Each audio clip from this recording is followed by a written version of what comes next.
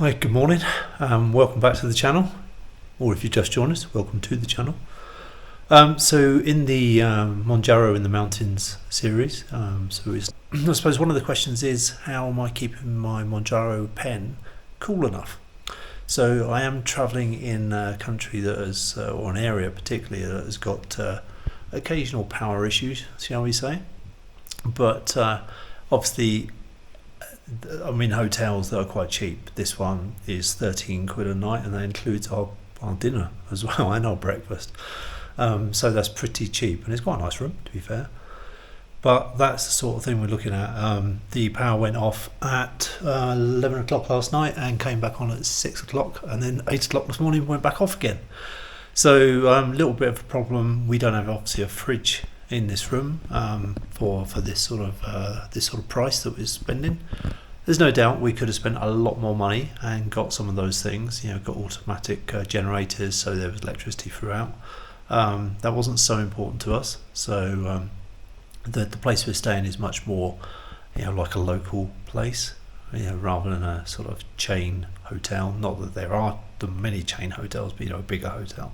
Anyway, how do I keep the insulin cool? So obviously, we're traveling for a bit too long. Couldn't just have a gel pack or anything like that. Needed something that was going to last a little bit of time as well. So actually, what I bought, I bought this thing. You can see this. So this is a Tilcare, which is, I think, the cheaper make, but there is another one for all family, which we previously used. Now what you can see now is currently, hopefully, that is riding, what's that riding at? 5 degrees centigrade or 41 Fahrenheit, if that's your thing. Now normally I would have this powered off the socket on the wall here, which is great, but there's no power. So what I've got it done is currently my cable is going all the way around to a rather large 20,000 milliamp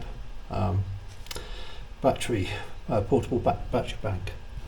And I've recently put it on because when the power went off, so it was at 6 o'clock in the morning when I realised the fan had come on, and so I had it running on a different portable charge bank, and then the power came back on, so I switched it to this socket and then ran it off that red lead going in, and then at 8 o'clock when the power went back off as well, I just set it up to here. So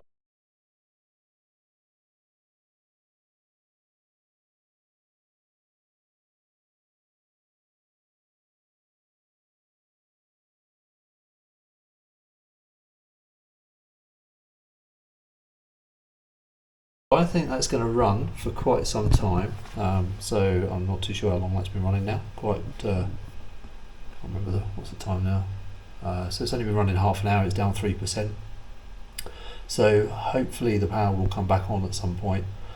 If not, I mean, it is an open pen that's inside there. I'll open it in a minute to show you, but it is an open pen. Officially, I don't need to keep it cold.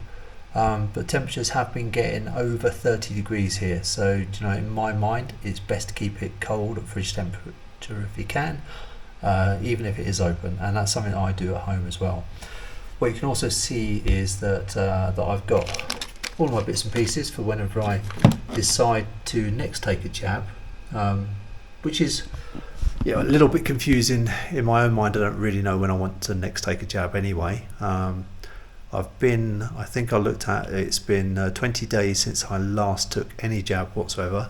That was only 2.5 milligrams, and generally I was on 5 milligrams, so I did 3 weeks of 2.5 just to titrate myself back down, knowing that I was going to have a gap, which meant I had to start again at 2.5. Actually I feel fine, to be honest. I don't feel like I need to take the Mounjaro, but I will take it because I've got a pen in there that's got 4 doses in it. But I will only take 2.5 doses, 7 or 8 days apart probably. And anyway, so what I do, just a rough explanation, is I run it on this all the time, okay, and it will be that temperature. It is that temperature. I'll show you in a second. That sort of the cooler that's inside there. When I'm travelling, I put all of these bits and pieces in there as well, and then I just use this lid instead, which came with the product, and I use that lid and I just screw that onto there. So you take this one out, and so that's got a tube in that goes all the way down there. Take it out and then do this. Now what I would say is that actually when this flask has got this lid on, there's a gel pack in there. If the gel pack's been in the freezer for 10 hours beforehand, it can last up to about 30 hours, I think it was, that I tested, at a decent enough temperature, fridge temperature. However, with this thing on, it's good at keeping the temperature, and it will get down a little bit lower as well. However, or whilst it's good at keeping the temperature, as soon as the power goes off, obviously you haven't got any insulated top here, so actually it starts getting warmer and warmer pretty quickly. So you do have to be on the ball a little bit. But anyway, let's put this camera down and find a mount for it, and then I'll show you kind of what's in the actual device itself. Okay, so I'll show you what's in the product now. Obviously I'll have to disconnect it, but obviously it is portable at the moment, so I can fully port it around. You know, if I was travelling and needed to put this in a rucksack somewhere like that, I could do this. I guess as long as this has got a bit of air to it. It's making a noise, don't know if you can hear this. But I'm quite sensitive of hearing during the night. It's absolutely fine for me. Right, currently down to 5 degrees, so right, might as well just disconnect this just to show you what I'm going to show you. So obviously power's gone off. One twist, and inside it's got this cooler. That is wet cooler. That is cold. That's lovely. That's really nice. That is cold to the touch. Inside there, I've got my pen. Okay. And you also, this comes with a gel pack. Now this is not the gel pack for this.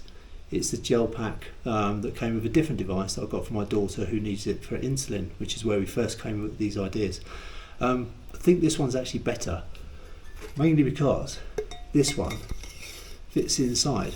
The one that comes with that device is much bigger than this, and actually what happens is that you wouldn't be able to do this. So for me, for travelling, effectively I put these two together, put that in there, put that on there, screw that on, plug that in, press a button on my charger, and you can see apparently it's already gone up to 19 degrees. Now that would probably be because, can you see that? I don't know if you can see that. Probably flickering like crazy, no doubt. Obviously that's a couple of reasons, one of which was I grabbed the tube, didn't I? So that didn't help matters. But it just shows you how when this is running really good and really cold, but as soon as it stops, it's not so great. But if you just one of the things that you could do if you were travelling with a hotel that's friendly enough, and I'm sure this one is I could just go and ask them to put that gel pack in the freezer, presuming that they have a freezer, considering how many power cuts they have. Well, it's not really power cuts, they turn the power on and off. So we're down to 12 degrees already. So you can see how quick it is to get down. Generally it gets down to sort of 7ish quickly, and then the last few take a lot longer to get down to. But anyway, going back to the gel pack, one thing you could do is just leave the pen in here using this, either to a power outlet or to a bank, and go and get the gel and ask them to put it in the freezer, and then on the just before you leave, unscrew this, take that tube out, and then replace it with this one, put that on it.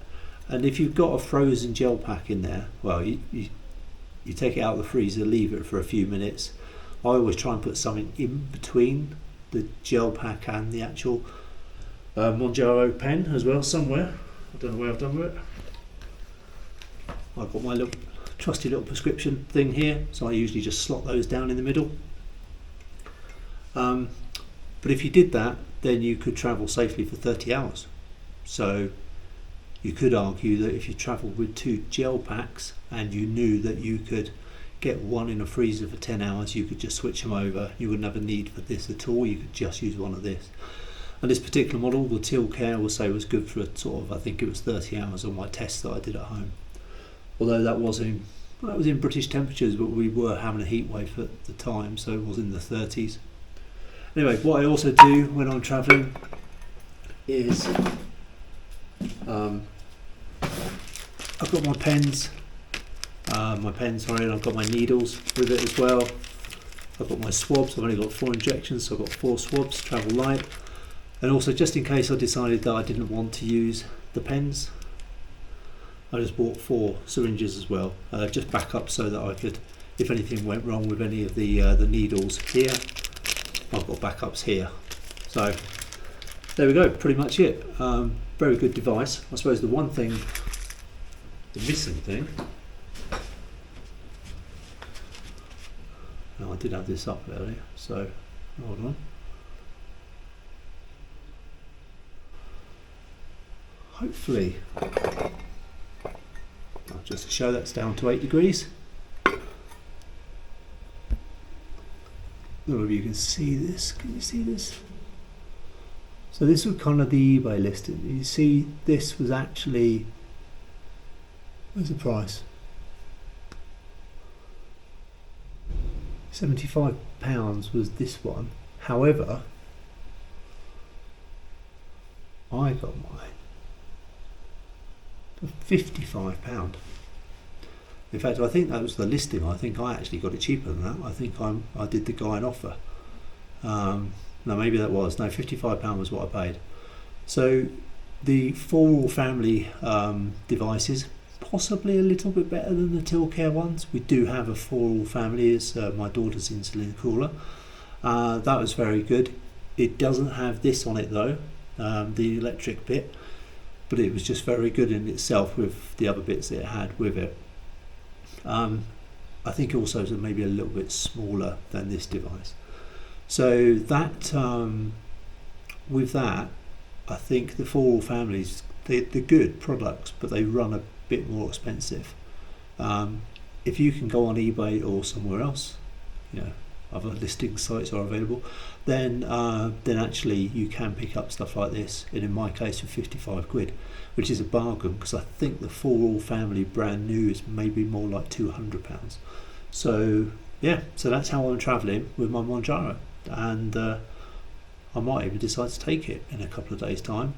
Just, it's all about the elevation, all about the unknown, about the altitude, and not knowing what's going to happen. Anyway, that's enough for this video.